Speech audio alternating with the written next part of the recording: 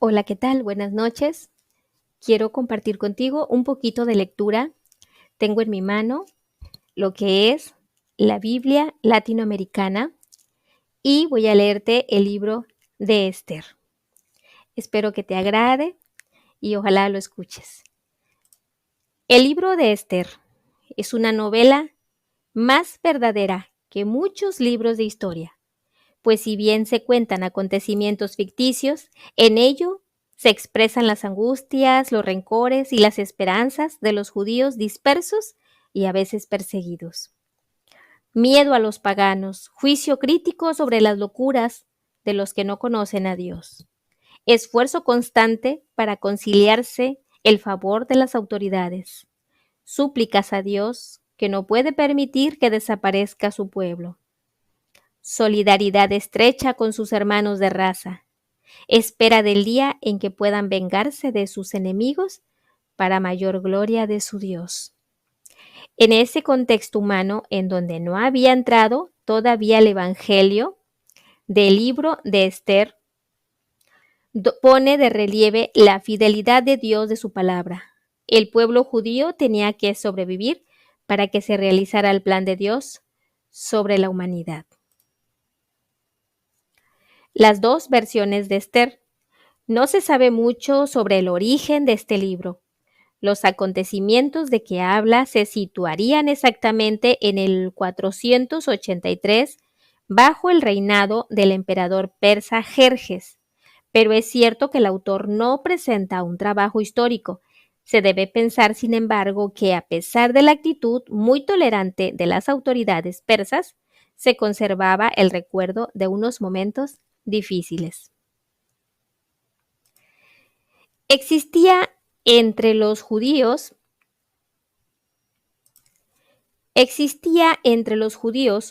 una costumbre de enviarse regalos y de celebrar una fiesta en los días de Purim. La novela toma pie de esta costumbre y justifica esta fiesta contando una persecución en que los judíos fueron salvados gracias a la intervención de Esther y de Mardoqueo. Ese mismo día, en la realidad, esa fiesta era muy anterior a los acontecimientos narrados aquí, pues era el año nuevo de los persas. Originalmente, el libro de Esther era, en la Biblia hebrea, un relato profano y se ajustaba de tal manera a la fiesta popular que no contenía ni oraciones ni alusión alguna a las promesas de la Biblia. Ni siquiera se nombraba a Dios. Cuando el libro fue introducido en la Biblia griega de los 70, el traductor insertó en él algunas páginas magníficas y profundamente religiosas, junto con el sueño de Mardoqueo. Al inicio y al final del libro, que situaba el alcance del drama en el contexto de la vocación de Israel en el año 95 de nuestra era. Al fijar la comunidad judía el canon de sus libros sagrados, conservó únicamente la versión primitiva. La Iglesia, en cambio, ha reconocido como libro inspirado la versión griega. El sueño de Mardoqueo. El segundo año del reinado del gran rey Asuero, tuvo un sueño Mardoqueo, hijo de Jair, hijo de Simer, hijo de Kish, de la tribu de Benjamín. Ese judío que vivía en Susa. Era un personaje muy conocido en la corte del rey. Formaba parte de los desterrados que Nabucodonosor, rey de Babilonia, había traído cautivos junto con Jeconías, rey de Judá. Ese fue el sueño de Mardoqueo. De repente se sienten gritos y ruidos espantosos. Retumba el trueno, tiembla la tierra, todo se conmueve. Entonces se aproximan dos enormes dragones listos para enfrentarse. Lanzan un rugido e inmediatamente todas las naciones se preparan para atacar al pueblo de los justos. Es un día de tinieblas y oscuridad, día de prueba y de angustia, de violencia y de terror en toda la tierra. Todo el pueblo de los justos está espantado. Temen la desgracia y se preparan para morir, pero claman a Dios, y su clamor hace surgir un pequeño manantial que se transforma en un gran río de un caudal desbordante. Luego vuelve la luz y se levanta el sol. Triunfan los humildes y se devoran a los orgullosos. En ese momento se despertó Mardoqueo. No dejaba de pensar que debía haber algún proyecto de Dios en el sueño que había tenido. Hasta el anochecer trató por todos los medios de comprender su sentido. Como Mardoqueo se alojaba en uno de los patios del palacio, junto con dos eunucos, Bigtán y Teres, que custodiaban las puertas, los oyó conversar, trató de entender su conversación y descubrió que se preparaban para asesinar al rey Asuero. Inmediatamente los fue a denunciar al rey. El rey mandó interrogar a los dos eunucos y como éstos confesaran, los condenó a muerte. Después el rey mandó anotar en las memorias el relato de ese acontecimiento y Mardoqueo por su parte hizo otro tanto. Para recompensar a Mardoqueo, el rey le confirió un cargo en su palacio y le dio numerosos regalos. Pero ese asunto de los dos eunucos del rey atrajo a Mardoqueo la enemistad de Amán, hijo de Amdata, descendiente de Agag, quien era el favorito del rey. Era en tiempos del rey Asuero, su imperio se extendía en la India a Etiopía y se dividía en 127 provincias. Su trono real estaba por ese entonces en la fortaleza de Susa. El tercer año de su reinado dio un gran banquete para sus altos funcionarios y sus servidores, jefes del ejército de los persas y de los medos, para los gobernadores y los jefes de las provincias. Él mismo presidió el banquete. Quería mostrarles durante muchos días, 180 días, la riqueza de su reino y su propia gloria. Su riqueza y su éxito. Cuando transcurrió ese tiempo, el rey organizó en el patio de su palacio un gran banquete que duraría 7 días, y al que estaba invitado todo el pueblo de la fortaleza de Susa, desde el más grande hasta el más chico. Guirnaldas blancas y moradas, atadas por cordones de lino y púrpura, pendían de anillos de plata fijos en columnas de mármol, sobre el pavimento de piedras seleccionadas de mármol, de nácar y de mosaicos. Se habían dispuesto divanes de oro y de plata. Las bebidas se servían en vasos de oro de diferentes formas, y según la orden del rey, el vino corría a destajo. Sin embargo, nadie era obligado a beber, porque el rey había ordenado a todos sus sirvientes que respetaran la voluntad de cada uno. La reina Basti, por su parte, había organizado una comida para las mujeres en el palacio de Asuero. Al séptimo día, como el vino lo había puesto de buen humor, el rey ordenó a Mejuna, a Biceta, a Jarbona, a Bicta, a Abdar y a Setar y a Carcas, los 7 eunucos que estaban para su servicio personal, que le trajeran a la reina Basti con la corona real en la cabeza. Quería jactarse de la belleza de la reina ante el pueblo y ante sus oficiales, pues en verdad era muy bella. Pero la reina Basti se negó a aceptar la orden del rey transmitida por sus eunucos. El rey se sintió muy molesto y se enojó mucho. Se dirigió entonces a los sabios, a los especialistas en leyes, pues todos los asuntos del rey eran tratados en presencia de los que tenían conocimientos de la ley y del derecho. Mandó que comparecieran ante él Carcena, Setar, Admata, Tarsis, Meres, Marcena y Memucán, los 7 altos funcionarios persas y medos que podían ser admitidos a su presencia y que ocupaban los primeros puestos del reino. Les dijo qué se debía hacer según la ley con la reina Basti, que no obedeció la orden que el rey Asuero le transmitió por medio de los eunucos.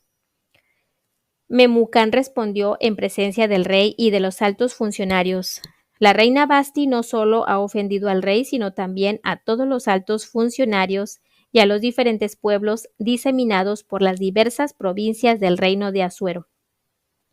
Todas las mujeres sabrán lo que hizo la reina, y eso las animará a no respetar más la autoridad de su marido. Dirán, el rey Asuero le ordenó personalmente a la reina que viniera, pero ésta se negó. Este mismo día, las princesas de Persia y de Media se van a enterar de la negativa de la reina. ¿Cómo irán a responder a todos los altos funcionarios del rey? En todas partes no habrá más que desprecio y cólera. Si el rey lo estima conveniente, hay que publicar ahora una ordenanza real de su puño y letra e inscribirla en las leyes de los persas y medos, de tal manera que nadie pueda oponérsele. Esa ordenanza le prohibirá a la reina Basti volver a presentarse ante el rey Asuero, y el rey dará su título de reina a otra mejor que ella. La ordenanza que mande publicar el rey se dará a conocer a todos en su reino, para que todas las mujeres respeten a sus maridos desde el más grande hasta el más pequeño. Al rey y a sus funcionarios les pareció buena esa proposición, y el rey siguió el consejo de Memucán. Despachó cartas a todas las provincias, a cada provincia en su escritura, a cada pueblo en su idioma, para que todo marido fuese el señor de su casa. Se le pasó el enojo al rey Asuero y no pensó ya más en Basti, ni en lo que le había hecho, ni en lo que había decidido al respecto. Los cortesanos del rey le dijeron entonces, busquemos para el rey algunas jovencitas que sean a la vez vírgenes y hermosas. El rey debe nombrar inspectores en todas las provincias de su reino, los que juntarán en la ciudadela de Susa a todas las jovencitas que sean vírgenes y bellas a la vez. Se alojarán en la casa de las mujeres bajo la vigilancia de Ege, el eunuco del rey, que es el guardián de sus mujeres. Les proporcionará a todas productos de belleza, y la joven que guste al rey será la reina en vez de Basti. Al rey le pareció eso excelente y así se ejecutó. Vivía en la fortaleza de Susa un judío llamado Mardoqueo. Era hijo de Jair, hijo de Simeí, hijo de Kish, de la tribu de Benjamín. Era uno de los desterrados que Nebucodonosor, rey de Babilonia, había traído de Jerusalén, junto con Jeconías, rey de Judá. Ese judío había criado a su sobrina Adasá, es decir, Esther, que había perdido a su padre y a su madre. La joven era elegante y maravillosa. Cuando murieron su padre y su madre, Mardoqueo la había adoptado como hija. Apenas se supo el edicto del rey y su decisión de reunir a numerosas jovencitas en la fortaleza de Susa, bajo la vigilancia de Ege, Esther fue llevada al palacio del rey y puesta bajo el cuidado del guardián de las mujeres. Como la joven le cayó en gracia a Ege, éste le otorgó un trato especial. Se esmeró en proporcionarle todo lo que necesitaba para su belleza personal y para su manutención. Puso a su disposición a 7 mucamas seleccionadas en el palacio real y la instaló junto con sus camareras en el mejor departamento de la casa de las mujeres. Esther no había dicho a nadie cuál era su pueblo, quiénes eran sus padres, por qué Mardoqueo se lo había prohibido. Pero diariamente Mardoqueo iba a dar su vuelta por delante del patio de la casa de las mujeres para tener noticias de Esther y de su salud. Las jóvenes se preparaban durante 12 meses. Los primeros 6 meses se acicalaban con óleo de mirra y los otros 6 con perfumes y productos de belleza propios de las mujeres. Después de ese tiempo dedicado al cuidado de su belleza, cada joven debía comparecer por turno ante el rey. Cuando le tocaba ir donde el rey, cada joven podía pedir todo lo que estimara necesario para pasar de la casa de las mujeres al palacio real. Llegaba allí de tarde y al día siguiente pasaba a otra casa de las mujeres confiada en Sasgás, el eunuco del rey encargado de cuidar a las concubinas. Ya no volvía más a ver al rey, salvo que el rey se hubiese enamorado de ella. En ese momento la mandaba llamar personalmente. Llegó el día en que Esther, hija de Abijail, el tío de Mardoqueo, su padre adoptivo, debía presentarse ante el rey. Ella no exigió nada fuera de lo que le había proporcionado Ege, el eunuco del rey encargado de la custodia de las mujeres. Pues bien, todos los que veían encontraron a Esther deslumbrante. La llevaron donde el rey Asuero, en el palacio real, el 10º mes. Esto es Tebet, del 7º año de su reinado. El rey la prefirió a todas las demás. Se ganó su afecto y su cariño más que cualquier otra joven. Puso en su cabeza la corona real y la escogió como reina en vez de Basti. Después de eso, el rey dio un gran banquete en honor de Esther a todos los altos funcionarios y a sus cortesanos. Otorgó un día feriado en todas las provincias y distribuyó regalos con una real generosidad. Esther, igual que las otras jóvenes, pasó a la segunda casa de las mujeres, obediente a las órdenes de Mardoqueo, tal como él se lo había inculcado. Esther no contó a nadie cuáles eran sus orígenes. Mientras estaba sentado Mardoqueo en la puerta real, dos eunucos del rey Bigtán y Teres, que custodiaban las puertas, decidieron asesinar al rey Asuero, porque estaban descontentos con él. Lo supo Mardoqueo y se lo comunicó a la reina Esther. Esta, a su vez, habló al rey de parte de Mardoqueo. Se hizo la investigación respectiva. Se descubrió que eso era exacto y los dos hombres fueron ahorcados. Luego, a la vista del rey, se escribió el relato de ese hecho en el libro de las crónicas. Un tiempo después, el rey Asuero honró a Amán, hijo de Amdata, de la raza de Agag, de un modo muy especial. Lo puso al frente de todos los altos funcionarios, sus colegas, por orden del rey. Todos sus subordinados responsables del servicio de la puerta tenían que arrodillarse y agacharse ante él, pero Mardoqueo se negó a arrodillarse y a agacharse. Los demás empleados del rey que trabajaban en la puerta dijeron a Mardoqueo: ¿Por qué desobedeces la orden del rey? Todos los días le repetían lo mismo, pero él no les hacía caso. Al final les dijo Mardoqueo que era judío. Lo denunciaron ante Amán para ver si seguían su actitud.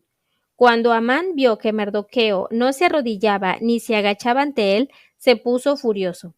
Habría podido castigar únicamente a Mardoqueo, pero al enterarse del pueblo al que pertenecía Mardoqueo, Amán trató de exterminar al pueblo de Mardoqueo, es decir, a todos los judíos que había en el reino de Asuero.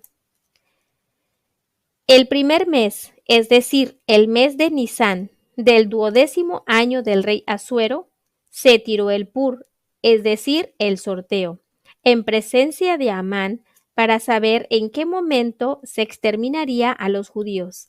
Salió sorteado el 12º mes, es decir, el mes de Adar. Entonces Amán dijo al rey Asuero: En todas las provincias de tu reino vive un pueblo extraño que está disperso en medio de los demás pueblos. Sus leyes no se parecen a las de ningún otro y no observan las leyes del rey. Por ningún motivo debes dejarlos tranquilos si el rey lo estima conveniente. Demos la orden de exterminarlos y yo daré a los funcionarios 10,000 talentos de plata para que los depositen en el tesoro real. El rey se sacó el anillo con el que sellaba sus cartas y se lo pasó a Amán, hijo de Amdata, de la raza de Agag, el enemigo de los judíos. El rey añadió: Guarda tu dinero y haz lo que quieras con ese pueblo. El día 13 del primer mes fueron convocados los secretarios del rey.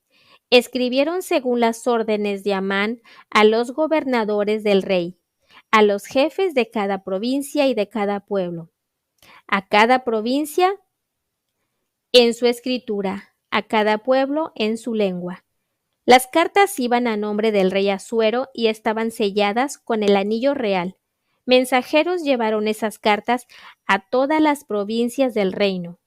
En ellas se ordenaba hacer desaparecer, matar, exterminar en un mismo día, el día 13 del 12º mes, es decir, el mes de Adar, a todos los judíos, tanto jóvenes como viejos. Además, se le expropiarían todos sus bienes. Amán es ministro de un rey absoluto, al que sus súbditos consideran cual un dios. Esta clase de superiores nunca tolera a su lado a hombres capaces de hablarles con franqueza, pero se dejan embaucar fácilmente. Debía enviarse una copia de esta carta a cada provincia para que tuviera fuerza de ley y dársela a conocer a todos los pueblos para que estuvieran listos ese día. Por orden del rey, los mensajeros partieron inmediatamente. La ley fue publicada primero en la fortaleza de Susa. La ciudad de Susa quedó consternada mientras que el rey y Amán no hacían más que tomar y pasarlo bien. Esta carta de Asuero es una de las páginas más notables de esta novela de Esther. Es un modelo de lo que piensan, dicen y escriben los gobiernos totalitarios de todos los lugares y los tiempos. El que por motivos de conciencia no acepta alguna exigencia de los que están en el poder es considerado un traidor a su patria o a su pueblo. El libro muestra cómo ese totalitarismo encubre una verdadera idolatría a los dirigentes que son considerados infalibles. Habrá que recordar siempre que las naciones y sus ejércitos son solo medios al servicio de la comunidad internacional y de la paz, la que requiere de hombres y de conciencias libres. Esta carta destaca la libertad de conciencia del pueblo judío, libertad que no debe ser menor entre los cristianos. Nos hace ver por qué las sociedades del pasado, tan poco respetuosas de los derechos de la persona humana, aun cuando se creían cristianas, no podían tolerar a los judíos por los mismos motivos. Los cristianos son actualmente perseguidos o sometidos a muchas obligaciones en grandes países, incluso democráticos, en que las mayorías son de otra religión. Pero se puede hacer otra lectura de esta carta. En ella el autor nos deja ver las tensiones que existían entre los judíos y los otros pueblos, en medio de los cuales vivían dispersos. Su superioridad cultural y el éxito que debían a su solidaridad entre correligionarios los granjeaban a la vez admiración y envidia. Su modo de vivir, tan extraño, originaba suspicacias que podían tener consecuencias trágicas y al final del libro manifestará la violencia sin límites que se abrigaba en el corazón de esos fieles humildemente confiados en su Dios. Este es el texto de la carta del rey, el gran rey Asuero, a los gobernadores de las 127 provincias que van desde la India a Etiopía y a los jefes de región que son sus súbditos. Aunque estoy a la cabeza de innumerables pueblos y aunque soy dueño de toda la tierra, me he hecho un deber no dejarme embriagar por el orgullo del poder, gobernar siempre con sabiduría y benevolencia, continuamente garantizar a mis súbditos una vida en paz. Quiero extender hasta los límites de mi reino la civilización y la libre circulación, de tal manera que reine la paz que todos desean. Mis consejeros me están informando cuáles son los medios para alcanzar este objetivo. Pues bien, un hombre cuya sabiduría es eminente, cuya entrega no tiene falla, cuya fidelidad es a toda prueba y que ocupa el segundo puesto en el reino. Me refiero a Amán. Ese hombre ha denunciado ante nosotros a un pueblo lleno de malas intenciones que está entremezclado con todos los pueblos del mundo. Sus leyes lo ponen en conflicto con todas las naciones. Esa gente ignora sistemáticamente las órdenes de los reyes, hasta el punto de arruinar los esfuerzos de un gobierno que dirigimos de manera irreprochable. Hemos constatado que ese pueblo único en su género se opone constantemente al resto de la humanidad, mantiene malos sentimientos hacia nuestro gobierno y está dispuesto a cometer los peores crímenes para impedir que el reino viva en paz. En vista de eso, hemos ordenado lo siguiente. Todos los que sean designados en las cartas de Amán quien es responsable del gobierno y es para nosotros como un segundo padre, serán exterminados radicalmente junto con sus mujeres e hijos el día 14 del 12º mes, el mes de Adar del presente año. Serán ejecutados por la espalda de sus enemigos sin ninguna piedad ni miramiento. De esta manera, los opositores de ayer y de hoy serán enviados en un solo día al lugar de los muertos, y los asuntos públicos recuperarán la paz y la tranquilidad para el porvenir.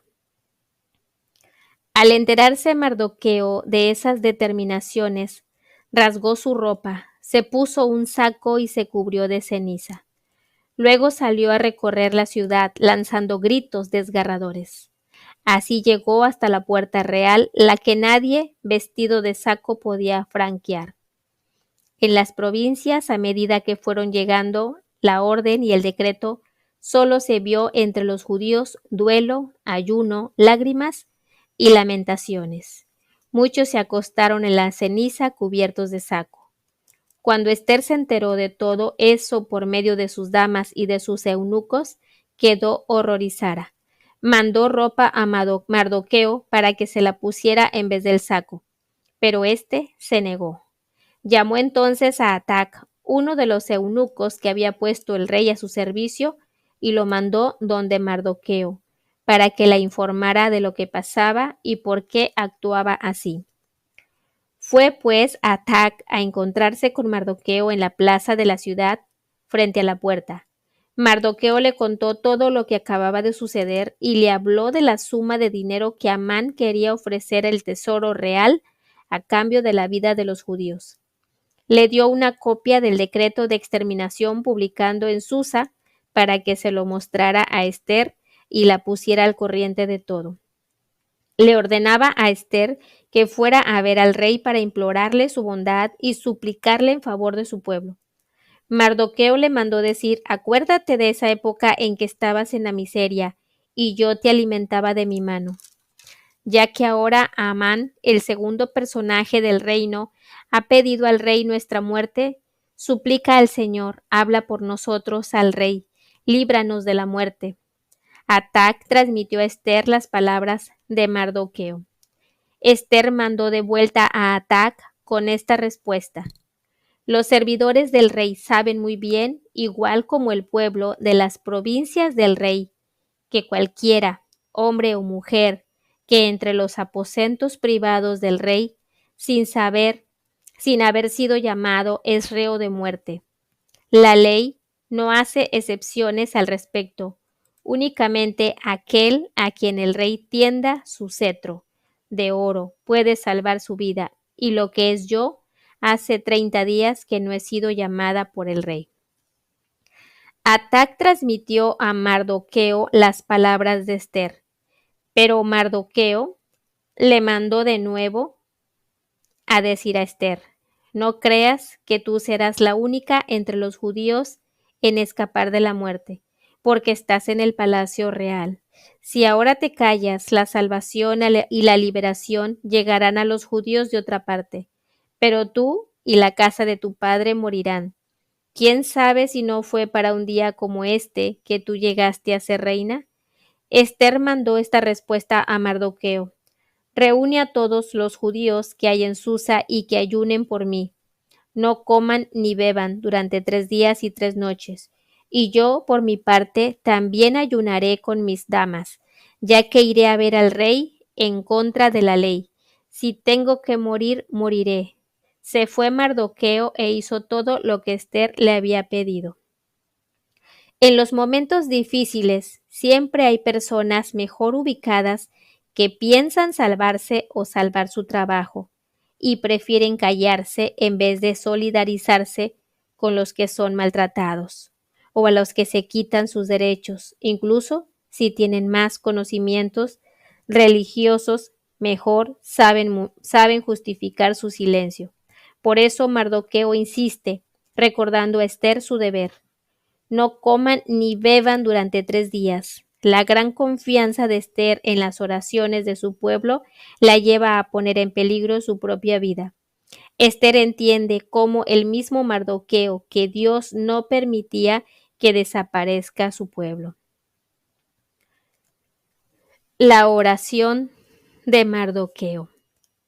Mardoqueo oró al Señor recordándole todas sus maravillas y le dijo: Señor, Señor, Rey Todopoderoso, todo está en tus manos y nadie puede oponérsete si tú has decidido salvar a Israel.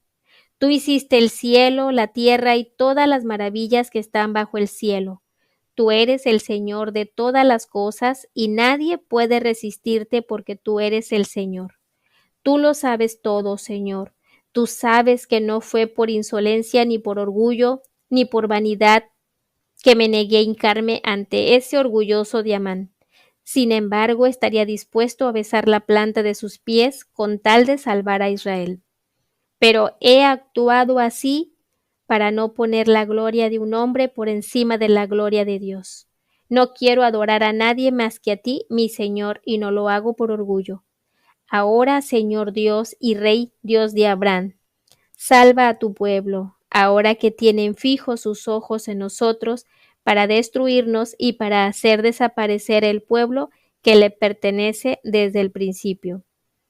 No abandones a tu pueblo, al que libraste de Egipto. Atiende a mi oración. Mira favorablemente a tu pueblo, transforma nuestro pesar en alegría. Haz que vivamos y entonaremos cánticos en honor de tu nombre. Señor, no permitas que desaparezcan los que cantan tus alabanzas. Y todo Israel clamaba con todas sus fuerzas porque se veían enfrentados a la muerte. La oración de Esther. La reina Esther se refugió junto al Señor, presa de una angustia mortal. Se había quitado sus vestidos de reina y se había puesto vestidos pobres y de luto. En vez de ricos perfumes, se había cubierto la cabeza de cenizas y de basura. Humillaba severamente su cuerpo. En vez de adornarlo con joyas, lo cubría con sus cabellos sueltos y así suplicaba al Señor, el Dios de Israel. Oh Señor mío, nuestro Rey, tú eres el único. Ven en mi socorro, porque estoy sola y no tengo más ayuda que tú, y debo arriesgar mi vida. Desde mi nacimiento aprendí de mis padres que tú elegiste a Israel entre todos los pueblos y a nuestros padres entre todos sus antepasados. Tú los nombraste tus herederos y tú cumpliste con ellos tus promesas.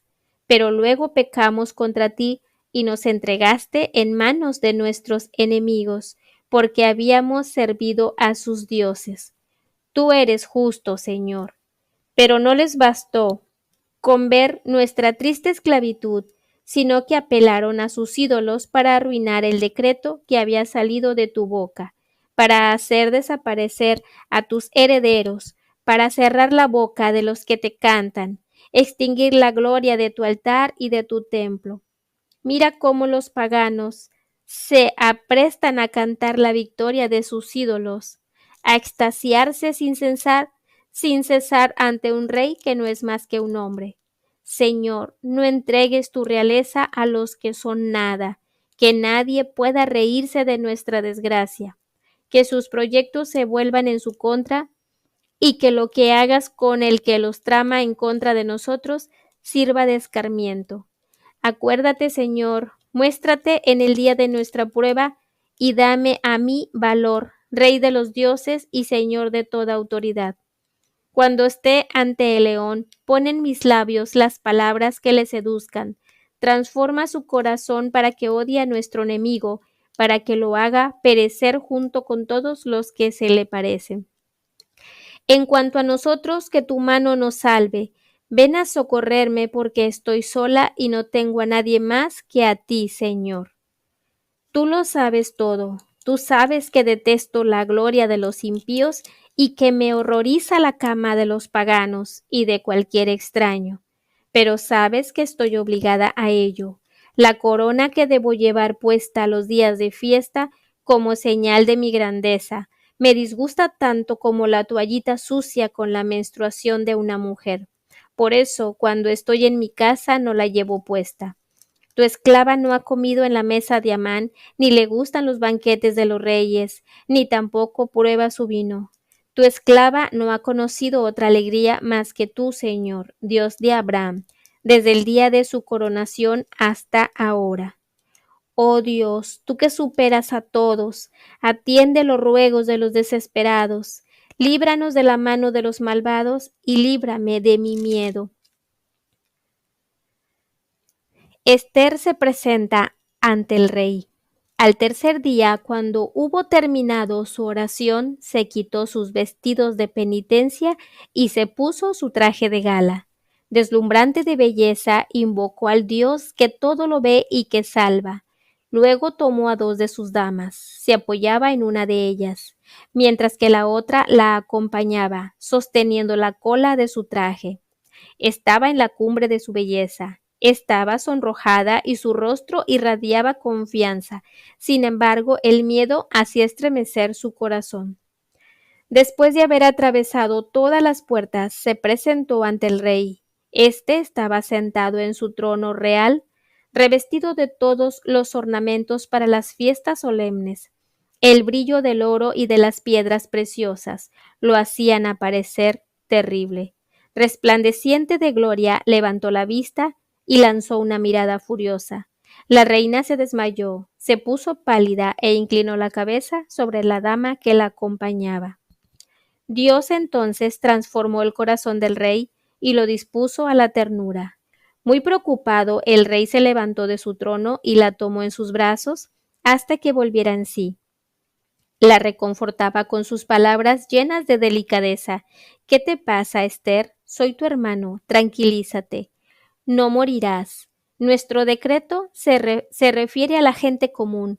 Acércate. Levantó luego su cetro de oro y lo puso en el cuello de Ester. La abrazó y le dijo, háblame.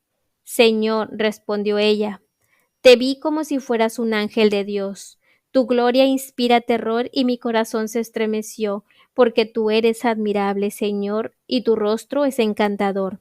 Mientras hablaba se desmayó nuevamente. El rey estaba muy preocupado y sus cortesanos trataban de reanimarla. Nótese el presente párrafo en que se describe a Asuero, como si fuera personaje divino. Sin embargo, es el mismo rey pagano del que Ester habló con tanto desprecio en el capítulo anterior. La razón de esto es la siguiente: los paganos obedecían a sus reyes como si fueran dioses, y los judíos, en vez de oponérseles, lo que les hubiera acarreado persecuciones, usaban calificativos más elogiosos todavía. Pero el hacerlo era un juego para ellos, pues pensaban, lo que estoy diciendo de boca de este señor, rey de Persia, yo se lo digo de corazón a mi señor. La presente entrevista de Ester y Asuero fue escrita como una parábola. Asuero personifica al Rey Todopoderoso, el cual se dejó vencer por la fe sacrificada de Ester y la recibió como a una hermana, con un cariño que ella ni siquiera podía prever. Dios mismo es el que no soporta ver más la ansiedad de Ester y le concede la salvación de su pueblo. Con esto se comprenderá fácilmente por qué la Iglesia usa palabras del libro de Ester cuando nos recuerda que María intercede por los hombres al lado de Cristo. ¿Qué tienes, reina Ester?, le preguntó el rey. Pídeme lo que quieras, aunque sea la mitad de mi reino te la daré. Ester respondió, ¿aceptaría el rey venir hoy junto con Amán al banquete que le tengo preparado? El rey dijo al momento, vayan rápido a buscar a Amán y hagamos lo que Ester nos pide. Fue pues el rey con Amán al banquete que había preparado Ester. Cuando le servían el vino, el rey dijo a Ester, ¿qué pides? Lo que sea se te concederá. Dime lo que deseas, aunque sea la mitad de mi reino, se te dará. Ester respondió, ¿preguntas por mi solicitud y mi deseo? Si el rey me quiere conceder un favor, si el rey estima conveniente satisfacer mi pedido y mi deseo, que venga el rey una vez más con Amán a la comida que le prepararé mañana, entonces daré mi respuesta al rey. Ese día salió Amán feliz y contento. Pero al ver en la puerta del rey a Mardoqueo, que no se paró ni se cuadró ante él, se llenó nuevamente de rabia contra Mardoqueo. Sin embargo, se dominó y regresó a su casa. Mandó llamar entonces a sus amigos y a su mujer Zeres. Amán les contó en detalle su increíble riqueza, el gran número de sus hijos y todo lo que el rey había hecho para elevarlo y ponerlo por encima de todos los funcionarios y todos los servidores del rey. Y Amán añadió: la reina Esther no ha invitado a nadie más que a mí al banquete que preparó para el rey, y mañana también he sido invitado por ella junto con el rey. Pero todo eso es nada para mí mientras vea a Mardoqueo, a ese judío sentado en la puerta del rey. Su mujer Zeres y sus amigos le dijeron: manda instalar una horca de 25 metros de alto y mañana pide al rey que ahorquen ahí a Mardoqueo. Así estarás de buen humor para ir al banquete con el rey. Amán aceptó su consejo y mandó levantar la horca. Amán es humillado ante Mardoqueo, pero esa noche el rey no pudo conciliar el sueño. Pidió que le trajeran el libro de las memorias, las crónicas, y lo leyeron ante el rey. Llegaron al pasaje donde se narraba cómo Mardoqueo había denunciado a los 12 eunucos del rey, Bigtán y Teres, los guardianes de la puerta que habían querido asesinar al rey Asuero. El rey preguntó entonces: ¿se ha hecho algo especial con Mardoqueo? ¿Se le ha dado alguna recompensa? Los servidores del rey respondieron: no se ha hecho nada con él. Entonces dijo el rey: ¿quién anda en el patio? Precisamente en ese momento Amán atravesaba el patio exterior del palacio real para ir a pedir al rey que mandara ahorcar a Mardoqueo, de la horca que había preparado para éste. Los servidores del rey respondieron: es Amán quien anda en el patio. El rey dijo: díganle que entre. Amán entró y el rey le preguntó: ¿qué se puede hacer con un hombre al que quiere el rey honrar? Amán se dijo a sí mismo: ¿a quién más que a mí podría honrar el rey? Y respondió el rey: ¿quiere el rey honrar a alguien? Mande traer el rey un manto real que ya se haya puesto, un caballo en el que haya montado y en cuya cabeza se haya puesto una corona real. Entreguen el manto y el caballo a uno de los principales ministros del rey. Pónganle el manto al hombre que el rey quiere honrar. Háganlo subir al caballo y sáquenlo a pasear por toda la ciudad. Vaya alguien delante de él pregonando: así se hace con el hombre al que el rey quiere honrar. El rey dijo entonces a Amán: apresúrate, toma ese manto y el caballo como has dicho, y haz todo eso con Mardoqueo el judío, que se sienta en la puerta del rey. No olvides nada de lo que has dicho. Amán tomó el manto y el caballo, se lo hizo poner a Mardoqueo y lo paseó a caballo por la ciudad, e iba delante de él pregonando: esto es lo que se hace con un hombre a quien el rey quiere honrar. Luego Mardoqueo regresó a la puerta del rey, mientras que Amán se volvía precipitadamente a su casa avergonzado y tapándose la cara. Amán contó detalladamente a su mujer Zeres y a todos sus amigos lo que acababa de pasarle. Esos hombres sabios y también su mujer Zeres le dijeron: si Mardoqueo es de raza judía y si tú has comenzado a decaer, no podrás nada contra él, tendrás que ceder ante él. Todavía estaban conversando cuando llegaron los eunucos a buscar a Amán para llevarlo al banquete que había preparado Esther. El banquete de Esther. Vino pues el rey, lo mismo que Amán, al banquete de la reina Esther. Ese segundo día el rey dijo de nuevo a Esther, en el momento en que le servían el vino: ¿qué pides, reina Esther? Lo que pidas se te concederá. ¿Cuál es tu deseo? Aunque fuera la mitad de mi reino, te lo daré. La reina Esther respondió al rey: si me quiere hacer un favor y si el rey lo estimare conveniente, pido que se me conceda la vida. Deseo que se le conceda a mi pueblo, porque hemos sido vendidos, yo y mi pueblo, para ser masacrados, asesinados y exterminados. Si solo hubiéramos sido vendidos como esclavos, no diría nada, pero ¿de qué manera podrá el enemigo compensar el daño que ha hecho al rey? El rey Asuero tomó la palabra y dijo a la reina Esther, pero ¿quién es? ¿Dónde está ese hombre que alimenta tales propósitos? Esther respondió, el adversario, el enemigo está aquí, es Amán, ese hombre malvado. Amán quedó helado de espanto ante el rey y la reina. El rey se paró de la mesa muy enojado y salió al jardín del palacio. Amán, por su parte, se quedó para implorar su salvación a la reina Esther, porque veía bien que el rey había decidido su muerte.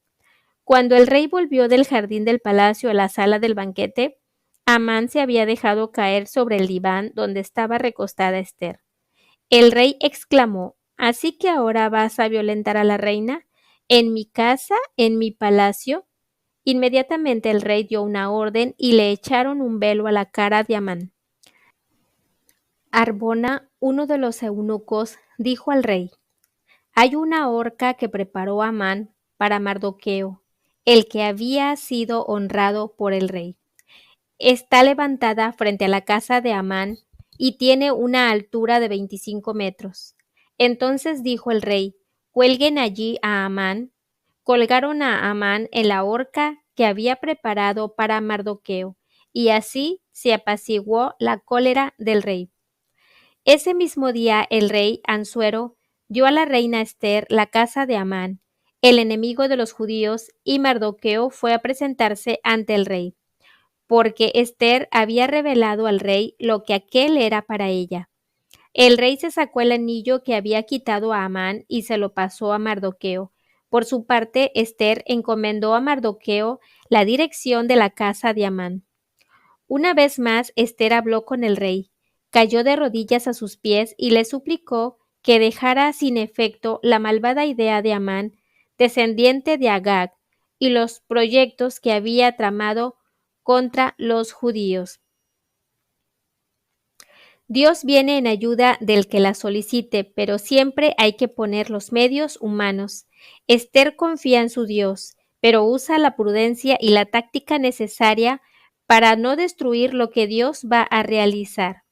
La historia ha demostrado que los perseguidores del pueblo de Dios jamás han salido triunfantes. El rey tendió a Esther su cetro de oro. Esther se levantó y se quedó de pie ante el rey. Le dijo, si el rey lo estima conveniente y si quiere hacerme un favor, si le parece justo al rey y si me dispensa su amistad, de una orden por escrito para anular las cartas escritas por Amán, hijo de Amdata, descendiente de Agag, porque él escribió que se diera muerte a todos los judíos que se encuentran en las provincias del reino. ¿Cómo podría yo presenciar la desgracia que va a caer sobre mi pueblo? ¿Cómo podría presenciar la destrucción de mi raza? El rey Asuero respondió a la reina Esther y al judío Mardoqueo, di a Esther la casa de Amán, y a éste lo colgué por haber inculpado a los judíos. Escriban, pues, respecto a los judíos, en nombre del rey, como lo estimen conveniente, y pongan el sello del anillo real, porque no puede ser anulada una carta en nombre del rey y sellada con el anillo real. El 23º día del tercer mes, el mes de Sibán, reunieron pues a los secretarios del rey y escribieron lo que dictó Mardoqueo a los judíos, a los gobernadores, a los funcionarios, a los responsables de las provincias desde la India a Etiopía.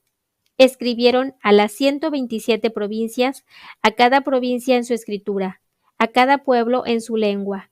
Se escribió en nombre del rey Asuero, se selló con el anillo real y se entregaron las cartas a jinetes que montaban caballos de las caballerizas reales. En esas cartas el rey autorizaba a los judíos en cada ciudad a juntarse y a defender sus vidas. Podían aplastar, matar y exterminar junto con sus mujeres e hijos a todos los que los atacasen con armas en la provincia que fuera, y también podían apoderarse de sus bienes. Eso sería mismo día en todas las provincias del reino de Asuero, el día 13 del 12º mes, es decir, el mes de Adar. Este fue el texto de la carta. El gran rey Asuero saluda a los gobernadores de las 127 provincias que se extienden desde la India a Etiopía, a los funcionarios de las provincias y a todos los fieles súbditos. Muchas personas se hinchan de orgullo por haber sido demasiado colmadas de honores debido a la extrema bondad de sus bienhechores. No contentos con perjudicar a nuestros súbditos, han llegado en su insolencia desenfrenada a complotar contra sus propios bienhechores. Con ellos el reconocimiento ha desaparecido del corazón humano, cegados por la locura propia de los que no tienen ningún sentido del bien. Piensan escapar a la justicia de Dios que lo observa todo y que combate el mal. Así es como a menudo aquellos que han sido puestos en el poder han debido soportar el peso de sangre inocente y verse involucrados en sucesos lamentables por haber confiado a amigos deshonestos la administración de sus asuntos. Y esos amigos abusaron con discursos pérfidos de la confiada generosidad de sus soberanos. No es necesario remontarse a la historia antigua, basta con observar lo que hoy sucede para ver los crímenes cometidos por la maldad de gente indigna del poder. En adelante estaremos muy atentos en procurar a todos los habitantes de nuestro reino la tranquilidad y la paz. Haremos los ajustes necesarios y juzgaremos con indulgencia y benevolencia todo lo que llegue hasta nosotros. Así fue como Amán, hijo de Amdata, un macedonio, un hombre totalmente extraño a la raza de los persas y más extraño aún a nuestra bondad, recibió en medio de nosotros la hospitalidad, recibió de parte nuestra la acogida que brindamos a cada pueblo hasta el punto que lo llamamos nuestro Padre.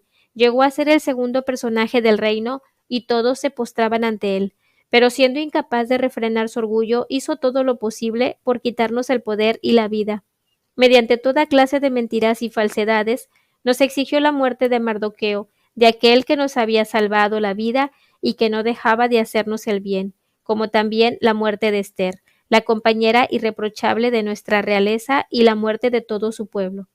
De esa manera pensaba privarnos de su apoyo y entregar a los macedonios el imperio de los persas. Mientras este triple criminal quería exterminar a los judíos, comprobamos por nuestra parte que estos no son malhechores, sino gente que vive según leyes muy justas. Son los hijos del Dios vivo, altísimo y grandísimo, quien ha hecho que prospere el reino, tanto para nosotros como para nuestros antepasados. Ustedes deberán, pues, no tomar en cuenta las cartas despachadas por Amán, hijo de Amdata, porque su autor fue ahorcado junto con toda su familia a las puertas de Susa. El Dios Todopoderoso le infligió sin demora el castigo que merecía. Expongan en todos los lugares públicos la copia de esta carta y dejen que los judíos practiquen sus costumbres. El día 13 del 12º mes, el mes 4 de Adar, los ayudarán a humillar a los que los inculparon durante la opresión. Dios, en efecto, dueño de todo, ha hecho de ese día previsto para exterminar a la raza elegida, un día de fiesta para ellos. Por eso también ustedes, entre sus fiestas oficiales, celebren este día excepcional con toda clase de regocijos, pidiendo que desde ahora y para siempre llegue el bienestar para nosotros y para todos los que aman a los persas. Pero para los que buscan nuestro mal, sea ese día el recuerdo de su desgracia. La ciudad o provincia que no siga estas instrucciones será brutalmente devastada a sangre y fuego. No podrá ser más habitada por hombres y hasta las fieras salvajes y las aves huirán de allí. Debía enviarse una copia de esa carta a cada provincia y darse a conocer a todos los pueblos en el día señalado. Los judíos deberían estar listos para vengarse de sus enemigos. Los mensajeros montados en caballos del Estado partieron inmediatamente para ejecutar sin tardanza la orden del rey. La ley fue publicada de igual modo en la fortaleza de Susa. Mardoqueo salió de la casa del rey con un traje real violeta y blanco, una gran corona de oro y un manto de lino y de púrpura. En la ciudad de Susa hubo fiesta y alegría. Para los judíos todo era alegría y desbordante felicidad, fiesta y gloria. A medida que iban llegando a cada provincia y a cada ciudad, la orden del rey y su decreto, para los judíos todo era alegría, fiesta, banquetes y celebraciones de todo tipo. Mucha gente del pueblo en los distintos países se hizo judía por temor a los judíos. El día 13 del 12º mes, el mes de Adar, se dio vuelta la situación. El mismo día en que se debía ejecutar la orden del rey y su decreto, ese día en que los enemigos de los judíos habían pensado exterminarlos. Los judíos derrotaron a los que los odiaban. En todas las provincias del reino de Asuero se reunieron los judíos en sus ciudades para castigar a los que les habían deseado el mal. Nadie pudo oponerles resistencia, porque todos los pueblos tenían miedo de los judíos.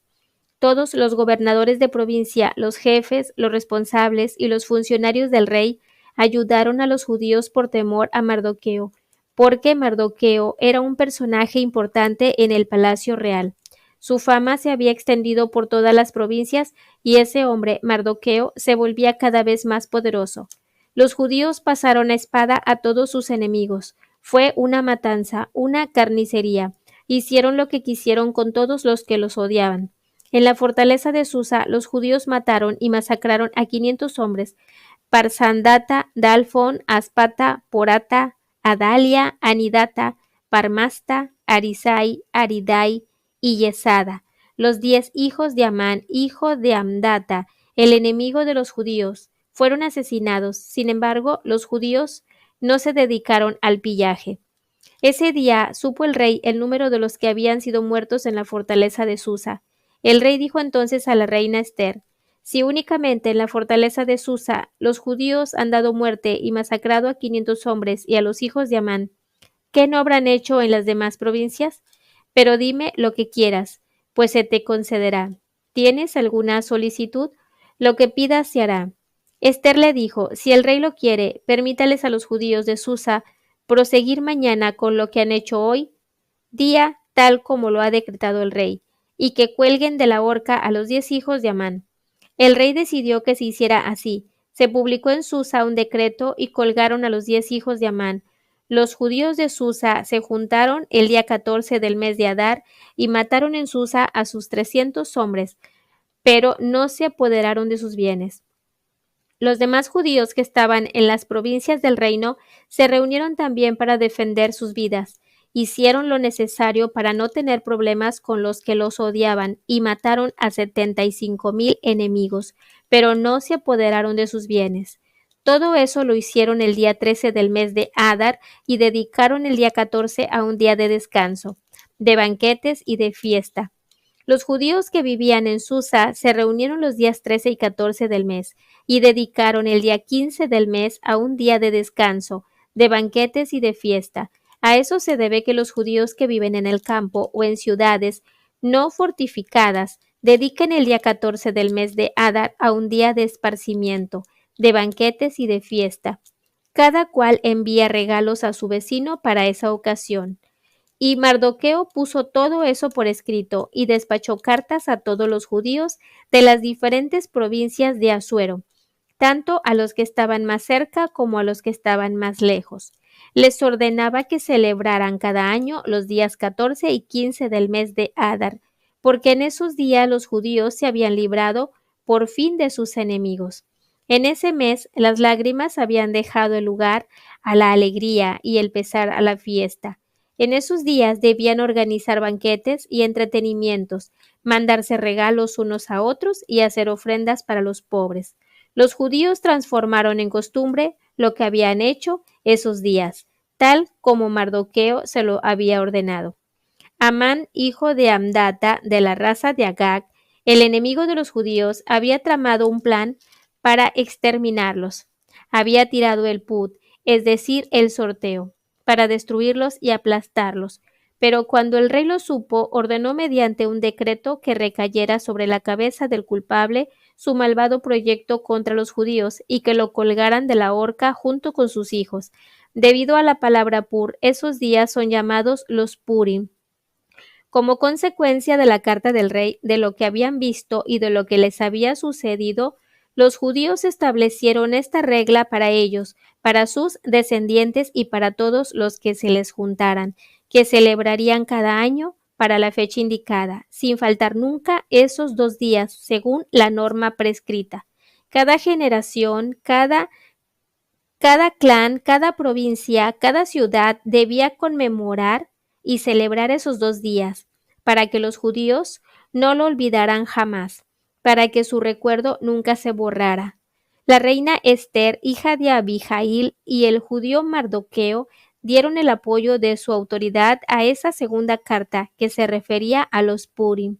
Se despacharon cartas a todos los judíos de las 127 provincias del reino de Asuero, con palabras de paz y de amistad, para instituir esos días de los Purim, para recordarles la fecha determinada por Mardoqueo, el judío, y por la reina Esther, y las normas establecidas para ellos y sus descendientes, como también todo lo relacionado con los ayunos y las lamentaciones. El decreto de Esther que establecía la institución de los Purim fue anotado en un libro. El rey Asuero estableció un impuesto en los países continentales y en las islas del mar, todo lo que hizo durante su reinado, su valentía, los detalles concernientes a los honores otorgados por el rey a Mardoqueo. ¿No se encuentra todo eso escrito en el libro de las crónicas de los reyes de Media y Persia? Mardoqueo, el judío, era el segundo del reino después de Asuero. Era respetado por los judíos, amado por la multitud de sus hermanos, porque buscaba el bien de su pueblo y la paz de toda su raza. Mardoqueo dijo: todo esto ha venido de Dios. Cuando me acuerdo del sueño que tuve al respecto, no hay un solo detalle que no se haya cumplido, ni el pequeño manantial que se transforma en un río, ni la luz, ni el sol, ni el caudal desbordante. El río es Esther, con la que el rey se casó y a quien hizo reina. Los dos dragones éramos Amán y yo. Las naciones son las que se confabularon para borrar el nombre de los judíos. Mi pueblo son los hijos de Israel que clamaron a Dios y fueron librados. El Señor ha salvado a su pueblo. El Señor nos ha librado de todas esas desgracias, realizando grandes milagros y grandes prodigios, como nunca antes los había hecho entre los paganos. Es evidente que Dios sorteó los destinos, uno para el pueblo de Dios y otro para todas las naciones paganas. La hora, el momento y el día del juicio son dos destinos que están presentes ante Dios y presentes en medio de las naciones. Dios se acordó de su pueblo y les hizo justicia a los suyos. Por eso, de generación en generación y por siempre, el pueblo de Israel pasará esos 2 días, el 14 y el 15 del mes de Adar, en asambleas jubilosas y en esparcimiento ante Dios. El año cuarto del reinado de Ptolomeo y de Cleopatra, Dositeo, se presentó como sacerdote y levita, junto con su hijo Ptolomeo. Hizo entrega de la presente carta relativa a los Purim. Sostuvo que era auténtica y que había sido traducida por Lisimaco, hijo de Ptolomeo, un hombre de la comunidad de Jerusalén. Esta carta completa de alguna manera la primera que leímos en el capítulo 13. El rey actúa a favor de los judíos en forma tan irresponsable como lo hizo al mandar que los mataran. Pero él no tuvo la culpa, por supuesto, fue otro, Amán, el que lo engañó. Nada le cuesta decretar lo contrario de lo que decidió hace poco. Más bien, esta vuelta será una prueba de que actúa con mucha sabiduría para reparar los errores de los demás. Otra vez el autor de Esther caracteriza la estupidez y la variedad de sus grandes señores que siempre tratan de convencer a sus pueblos que ellos son imprescindibles y que sin ellos viviríamos en el caos. Si bien el libro de Esther pretende ilustrar la providencia de Dios con su pueblo, también hace tiras el culto de la personalidad y la imagen oficiales creadas por los servicios de la dictadura.